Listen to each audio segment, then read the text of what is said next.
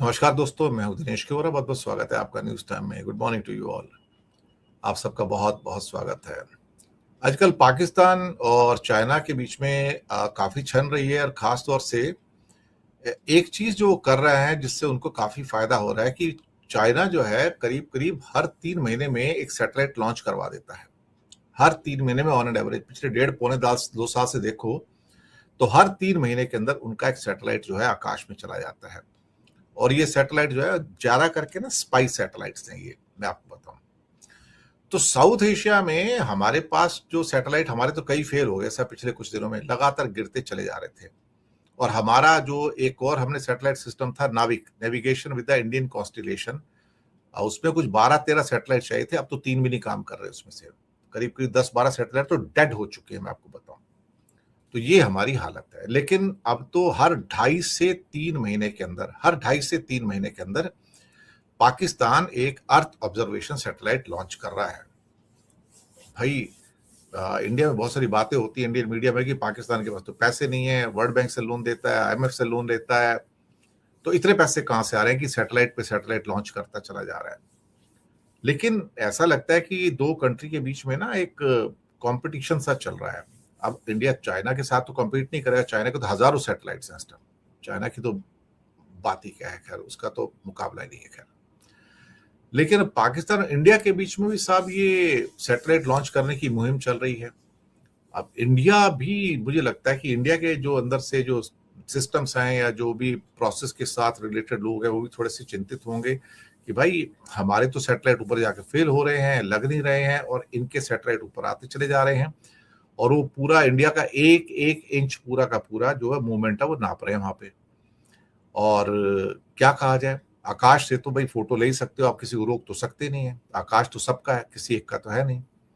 और ये सारे लॉन्च चाइना की मदद से किए जा रहे हैं। चाइना ही बनाता है उनके सैटेलाइट और चाइना ही छोड़ देता है। अब यहां से जो एक इशारे निकल कर आ रहे हैं वो ये है कि ये पाकिस्तान की the eyes in the sky है। ये पाकिस्तान की आइज इन द स्काई से भारत के हर कोने पर ये नजर रखते हैं। और इसमें इस टाइम 6 सैटेलाइट हो गए हैं, और हर 2.5 महीने के अंदर, मोटा मोटा 2.5 से 3 महीने के अंदर अंदर ये एक सैटेलाइट को लॉन्च कर देते हैं साहब। और सबको चाइना के स्पेस इंफ्रास्ट्रक्चर और रॉकेट की मदद से सक्सेसफुली लॉन्च किया गया है, मैं बताऊं।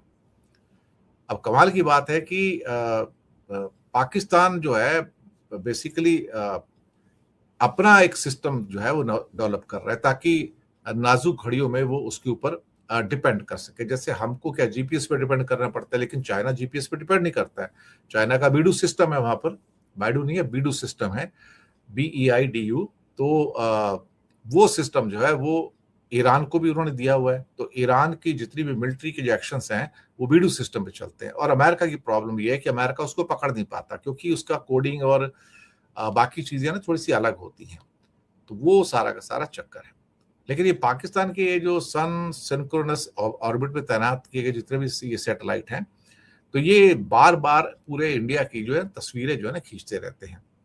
और कहने को तो बताया जाता है कि भाई ये एग्रीकल्चर के लिए है, मैपिंग के लिए है, डिसास्टर मैनेजमेंट के लिए है, और इसमें हाई रेजोल्यूशन के ऑप्टिकल इमेजिंग और हाइपर स्पेक्ट्रल सेंसर लगे हैं। लेकिन सच बात तो ये है कि ये कर तो निगरानी रहे हैं ना, ये कर तो निगरानी रहे हैं, और एक किस्म से कहा जाए तो वो स्पाइंग तो कर ही रहे हैं। लेकिन सिस्टम तो डेवलप कर लिया ना। अब हर 2.5 महीने में एक उनका एक स्पाई सैटेलाइट चला जाएगा आकाश में, तो इंडिया को फिक्र तो होनी चाहिए ना। अब इंडिया क्या कर रहा है इस मामले में भगवान जाने साहब। हमारा नाविक सिस्टम तो पूरा फेल हो चुका, कोलैप्स हो गया, फेल नहीं हो गया, कोलैप्स हो गया। काम ही नहीं कर रहा है कोई सैटेलाइट, एक दो काम कर रहे हैं मुश्किल से।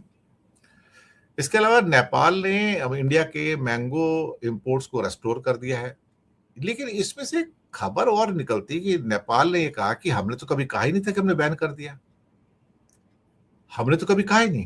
वो बोलता है ये खबर ही गलत थी। अब एक बात मुझे समझ में नहीं आई कि वो कौन लोग थे गवर्नमेंट ऑफिशियल्स जिन्होंने मंडी में जाके कहा नेपाल की कि आप मैंगो इंडिया से नहीं मंगा सकते हो, सरकार ने बैन कर दिया है।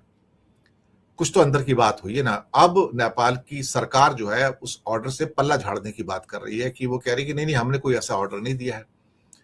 भाई किसी ने तो ऑर्डर दिया होगा ना उसको लेके, क्योंकि सारे के सारे जो मैंगो इंपोर्टर हैं वहां पर, उनका कहना था कि हमें ऊपर से सरकार के ऑर्डर आए कि आप मैंगो नहीं ला सकते।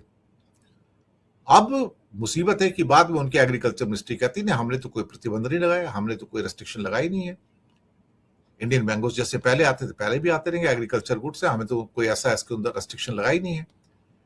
मुझे ऐसा लग रहा है कि कुछ चीजें हुई हैं अंदर ही अंदर, और फिर उनके ऊपर शायद वो प्रेशर पड़ा है वहां पर, और अदरवाइज ये मुद्दा ऐसे नहीं हो सकता था।